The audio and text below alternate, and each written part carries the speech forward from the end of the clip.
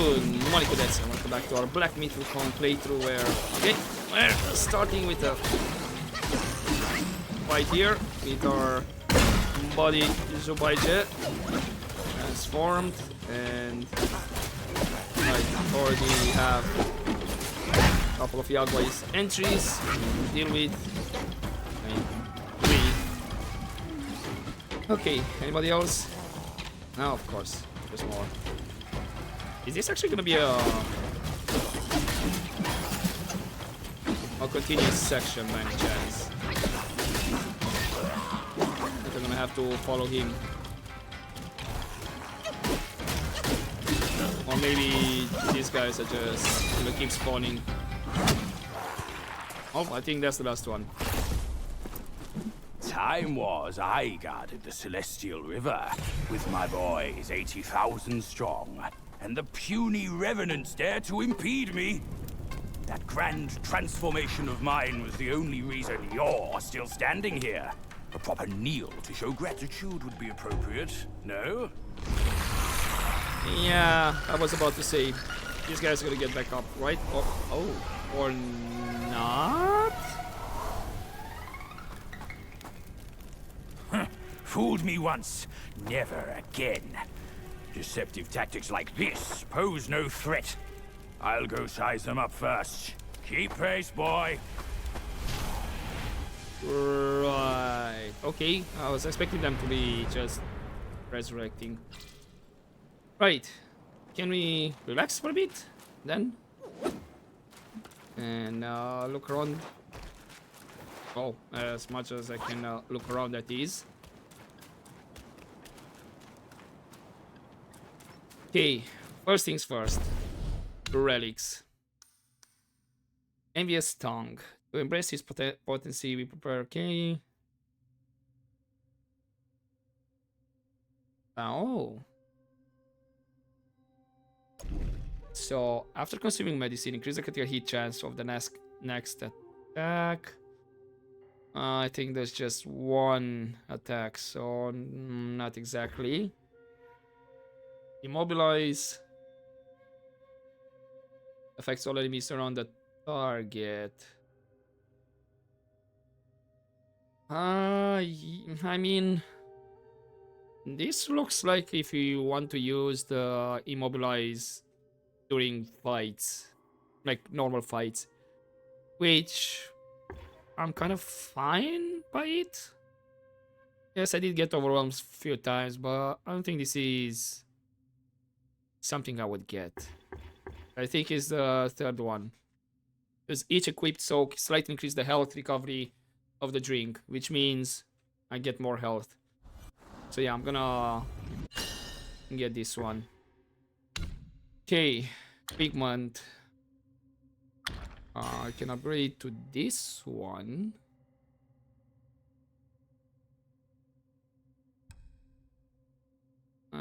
Inflicts. Oh. Okay, I'm gonna lose 2% critical hit chance, but upon successful hit recharged, heavy attack, each focus point cost. Okay, it recovers health. If the enemy is in poison state, massively enhances the recovery.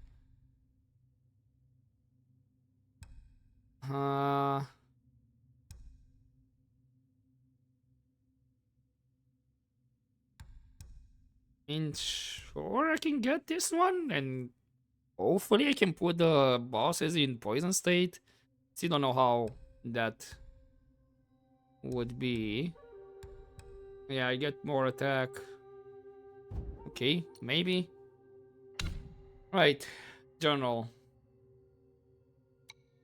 We have the kings, of course, that I need to read. We have only 4 bosses here, or kings. And characters, looks like 6 more. And chiefs. Oh, hello. I got all the sisters. I see. Right, and I need to beat how many chiefs here? Would be 9 more with 50 more lesser. That's gonna be quite a read. I'm gonna Actually, I'm gonna read the king first, so I know I have that one out of the way. Then I think I'm gonna read the lesser ones for now, and then I'll keep the sisters for another episode. Anyway, 100 Eye Taoist Master. Tending the furnace, stoking the flame, making pills, to immortality aspire. Countless eyes and countless schemes, one misstep and shatter all dreams. Will this work? Violet Spider lowered her head, not daring to look directly at 100-eyed Taoist Master. The master handed a needle to the old woman and said softly, "With what the monkey left behind and this vessel mine, you have nothing to worry about. If both fail, come to me and I will back you up." He paused, as if a new thought had struck him, and added, "If I act first, you will never see that pig again."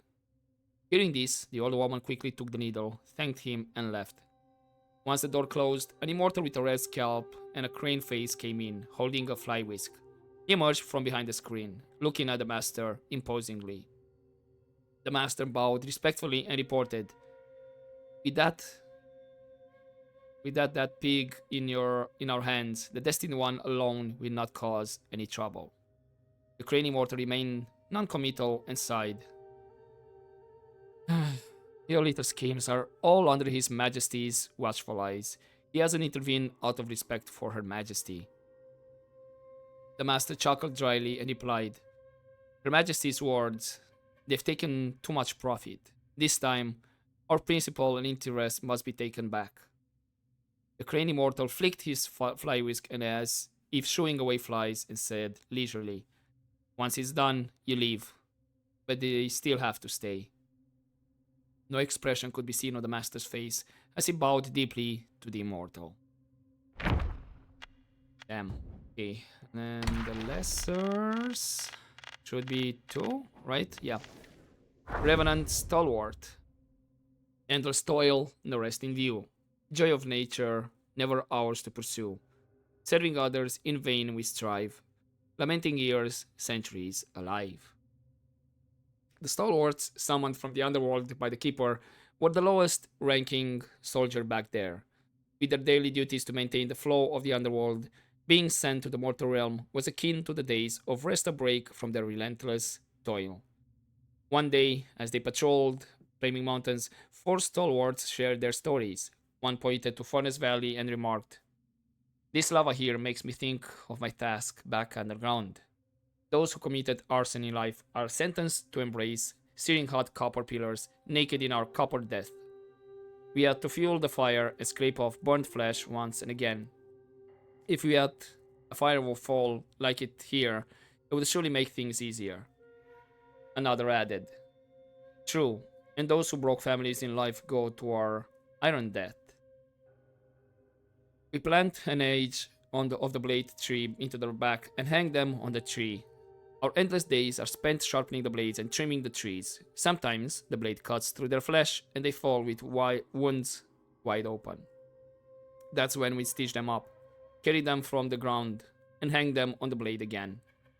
A giant iron ball like the one ahead would make the job much simpler." The third one chimed in. "You have it easy. Those who torture animals go to our bull depth. There, they are trampled and gored by lava balls. You must tend the bulls, feed them with iron hooves, and sharpen their horns. The crushed corpses must be dug out occasionally, lest they clog the path of the bulls. A flaming cart would be a much better solution." The last stalwart, gazing at the landscape of the Flaming Mountains, exclaimed,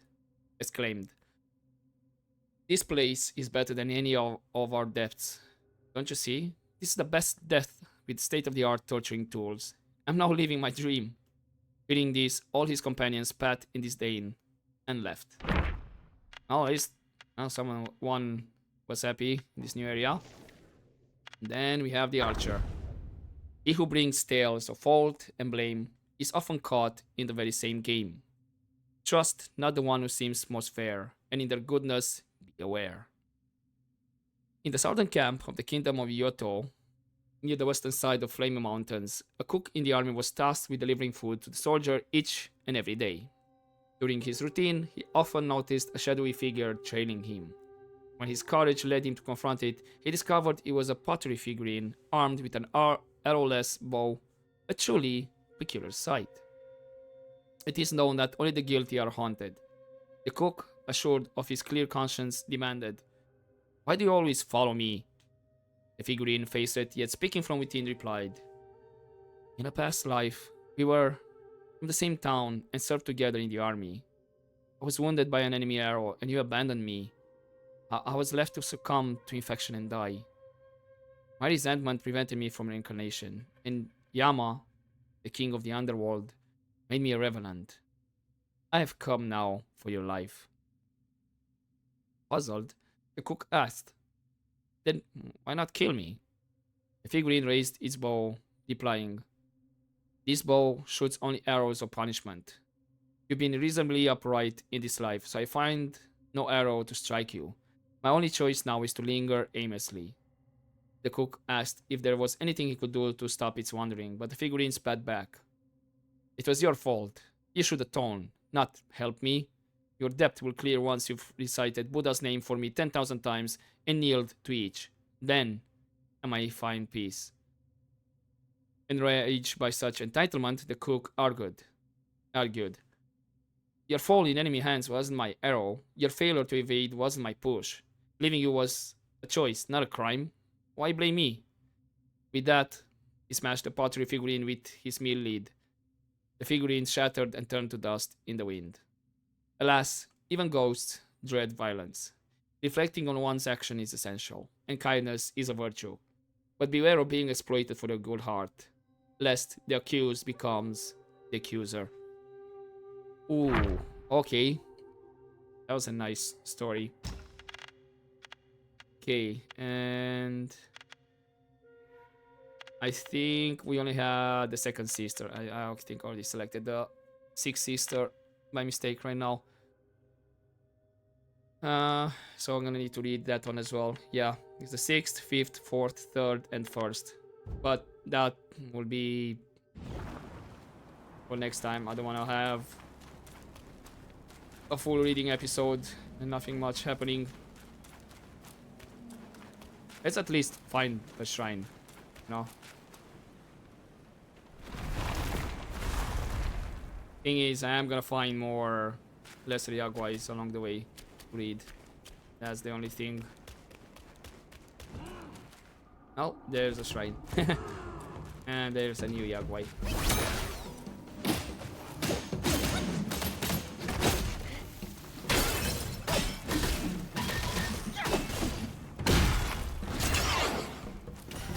And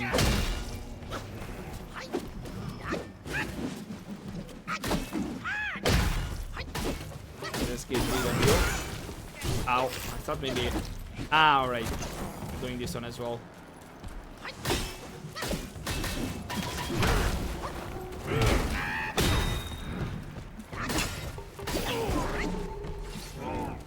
Right. Yes, I know I have the shrine over there. Let's actually look around a bit more. It's gonna be a big battlefield. Everything here looks all burned and destroyed, but I want to say it looks like it just happened recently in that way.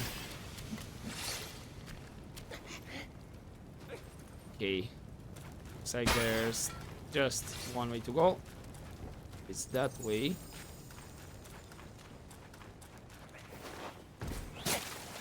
Ah, you MFR.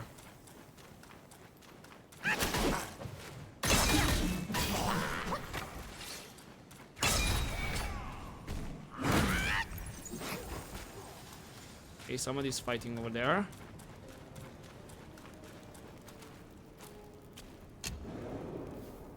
Okay. Ah, also maybe we can see what we can craft in terms of armor. What's the next set? Massive reduce the continuous damage from poison state. Significantly increase attack while suffering from poison state. Okay. So straight up defense, sure, can get that one. Actually, how much do I need? Two, so I cannot either get the chest or the hat. And it looks like the chest has, yeah, the chest has the unique effect. For a short duration after defeating an enemy, moderately increases attack. Well, this is good if I'm encountering a lot of enemies. Sure, but it's not that good against bosses. Well, of course it's gonna be better because I have the increased defense. It's like it's gonna be poison resistance again. Ah, so I can make either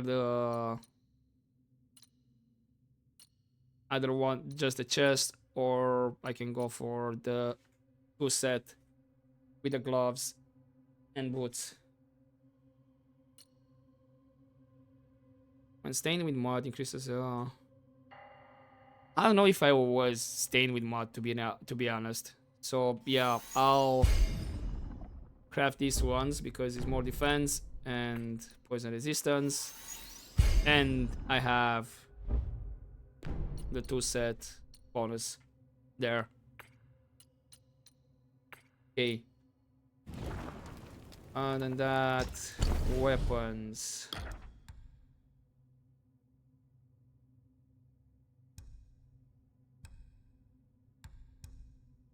Sure, I'll get this one. Bit more attack. I'm losing critical chance, but it's fine. And then, okay, so this would be Flaming Mountains, Ashen Pass 1. It looks like it's gonna be another Ashen Pass number 2. How many points do I have? Ah, just the one. Right. Let's... Oh. Looks like there's 2 more lesser around this area, but let's read about the Lovable Revenant. Should be high and mighty in their finest attire, yet a twist of fate from life to mire. The underworld trials are no mere lore. They know it all when they see you, your core. In the kingdom of pure joy, there dwelled a high official from a lineage of glory. His father, a beacon of honor and privilege, has passed recently. Not long after, the official himself met a sudden death. His soul, bewildered, found itself in the depths of the underworld, surrounded by terrifying sights. He came to a halt before a colossal stone gate and peered inside. There, he saw charred corpses on their knees, twisted and shrunken from the relentless flames, their faces erased under chains and shackles. Among them, one scorched figure struggled to rise, shouting, "Zirong, my son, it's me, your father." Better, the official's childhood name resonated with truth. He hastily asked, "Father, why are you here? I held so many rituals made for your passage." The child spirit replied, "They're futile. Virtues in life bring fortune in the next, but wrongdoings must be paid now. My misdeeds caused many deaths, and Yama condemned me to the ceaseless depths, to burn eternally. My son, do not follow my path." Then, 5 more charged spirits emerged, his ancestors going back to his great-great-grandfather, all echoing the same warning. Suddenly, a chilling wind blew, and the stone gate slammed shut. The official awoke back among the living. For a time, he lived modestly, yet the hardship of simplicity soon wore him down. Convincing himself that he was nothing more than a dream, he slipped back into his lavish ways. Yeah, that's how they get you. Okay. I don't know what will be those ones. Already have selected, but this is just the 2 over here. You know what? Let's read first sister at least, and then maybe I'll leave the 3rd, 4th, 5th, and 6th for next episode. Again, I already have them selected, but it's fine. And looks like there's a chief around here as well. Okay. So, the first sister. The path home is covered in green moss. Peach blossoms begin to bloom across. How tender and gentle her caring affection. Among sisters, a loving connection. The eldest sister of the Zoo family was gentle and serene, caring for her younger sisters like a mother. She meticulously managed every aspect of their daily lives. Even the straightforward second sister and the independent fourth sister behaved obediently and showed a touch of girlish charm in her presence. Each day, she oversaw the cave's catering everyone's clothing, and was the go-to for disputes, illness, joys, and sorrows, keeping her busy from dawn till dusk. There was always a steady stream of curious lesser Yaguais coming to her with messages. My lady, the second and fourth ladies are arguing. My lady, the fifth lady is called the weaver, and now they need an extra hand. Can someone be sent? My lady, the sixth lady injured herself while practicing and asks for you to come and have a look. One day, the lady of the house, her mother, called her to her side. As soon as she stepped into the hut, the tranquil scene of her mother admiring the flowers under a tree caught her eyes. Her mother waved her over, saying, "The flowers in our abode are more beautiful than those in the upper realm." Meanwhile, outside the hut, the lesser Yagua in charge of catering was waiting for her to decide the menu, and the steward overseeing the cocoons was waiting to report matters. The elder sister asked, "Mother, is there something you wish to instruct me on?" Her mother gently took her hand and said, "I just want you to accompany me in admiring these flowers." She smiled warmly, adding, "I worry they will wear you out." The eldest sister looked at her mother and was suddenly transported back to many years ago, when her mother had held her in hand in the same way as they admired the peach blossoms together. The flowers were beautiful then, and so was her mother.